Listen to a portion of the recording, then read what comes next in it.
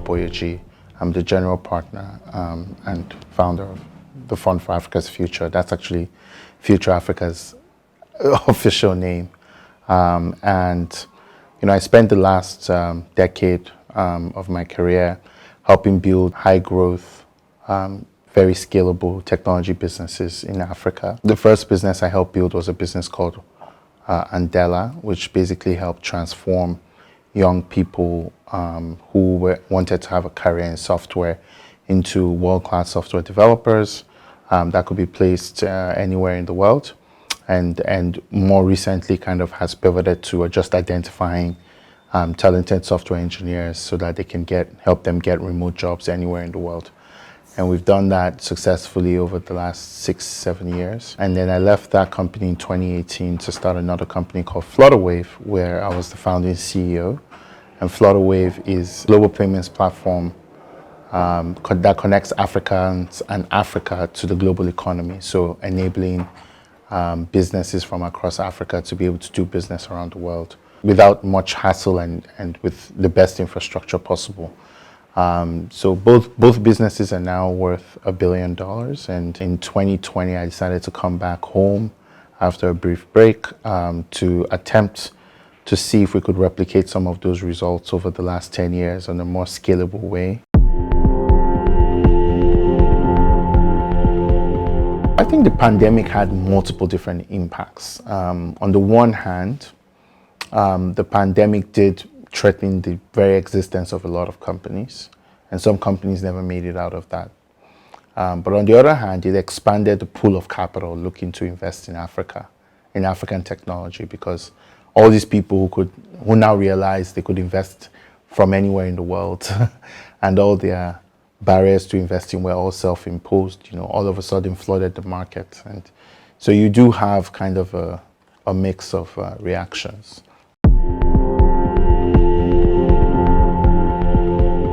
I think the pandemic has had kind of a two-sided effect. On the more negative side, when it comes to startups, the pandemic essentially threatened the very existence of many companies, particularly those that were in specific spaces. They couldn't do business for a few months. They faced a really, really tough existential crisis, many of them. But on the other hand, it increased the global market for investing. All of a sudden, all these investors realized that they don't have to get on a plane to invest in Africa. They can just learn from people, and they're doing exactly that. So I would say, you kind of had that two-side effect where on the one hand, some businesses were really suffering, but if they could get through that, they got to the better side of the system where literally, people are angling to invest in whatever is a great company from anywhere in the world. The government has tried a few things. They tried I think they were talking about some relief, and they've talked about some taxes and tax reductions, but I don't think the government particularly, understood the assignment, as we say. I think they didn't quite understand what was needed, but they did what they could given the bounds of their resources. Yeah, there's a lot going on in the energy sector. There's a big, amazing rejuvenation of different forms of solar power, wind power, hydropower. It's just amazing to see. And I think what's really exciting about it is that there's all these people thinking about the same problem, and that's going to end up in good ways from experience. But I think the second thing is really, there's a bunch of efficiencies and research that need to be done around things like, battery efficiency, which is really a big thing. Vast majority of homes, even those on solar, use acid batteries. And if they move to lithium batteries, they might actually get some economies of scale beyond additional power.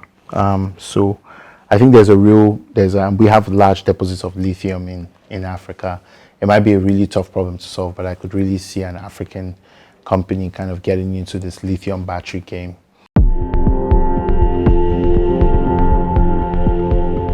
The The economy is not reliant on oil. I think the tech sector in Nigeria may not be the only sector that needs to work for Nigeria to double its GDP. But the reality is that oil is just 12%, less than 12% of the economy. The mistake a lot of people make, though, is that oil does constitute the vast majority of the Nigerian government's revenues. So that is the mix-up. It is not a significant part of the economy. It doesn't employ that many people. I would actually argue tech contributes more to the economy than even oil and gas already. Oh yeah, we're always looking at those innovations. We want to invest in fundamental technology, as we call it. Things that are core to the technology stack.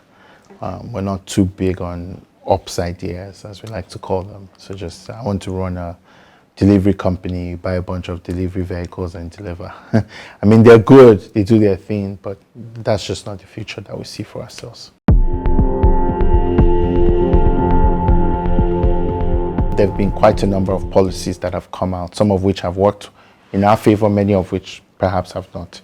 But to give the government credit where credit is due, one of the interesting policies was BOFIA, the Banking and Other Financial Institutions Act, where for the first time banks were allowed to invest in venture capital funds, and that it is already having a big impact on the environment, because people are investing money in venture capital funds. They're not just waiting on the sidelines, watching the value of companies go up.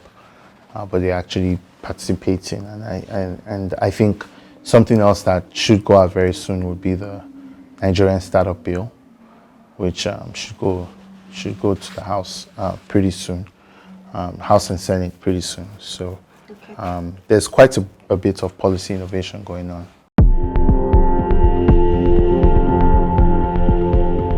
There is a world of policy and incentives, but I would argue that a lot of them already exist.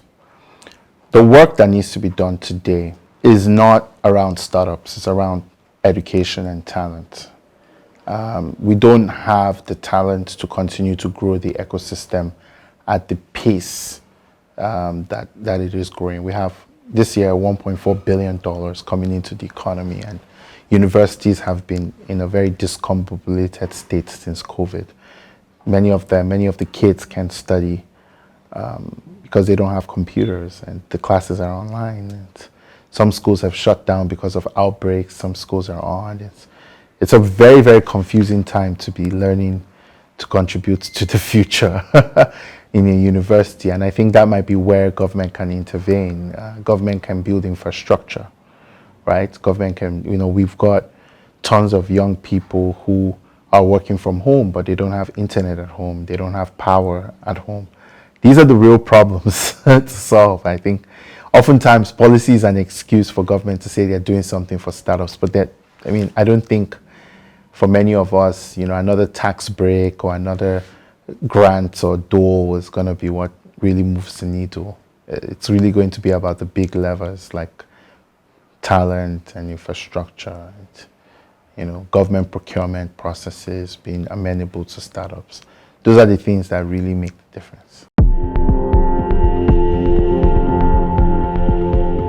So the African Continental Free Trade Agreement is a massive opportunity for our people, right? Particularly here in Nigeria, particularly when it comes to trade and services. We don't manufacture much compared to Ghana or other countries, but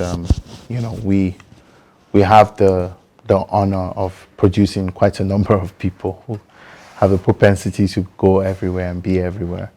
And if we can figure out a way to export our services across Africa, banking services, advisory services, trust services, legal services, that is a huge opportunity for Nigeria. And also trade services, right? That's a big opportunity for Nigeria.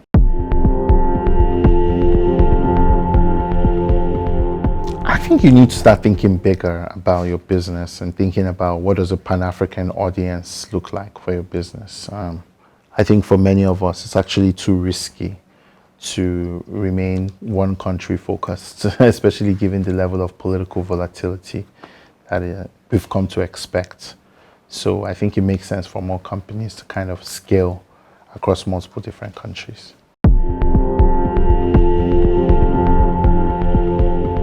We have to have a more keen understanding of why we have to do certain things as a continent, and we have to build a more empowering narrative about what we're willing to do to be the best. I feel like for a very long time, continent's narrative has been, what can everyone do for us? And I think with African Continental Free Trade Agreement and what's going on in the technology space, for the first time, we have an opportunity to, reverse that question and ask, what can we do for the rest of the world? And I think, if more than half the world's working population is going to be here, technology would have to play a major part in how that happens.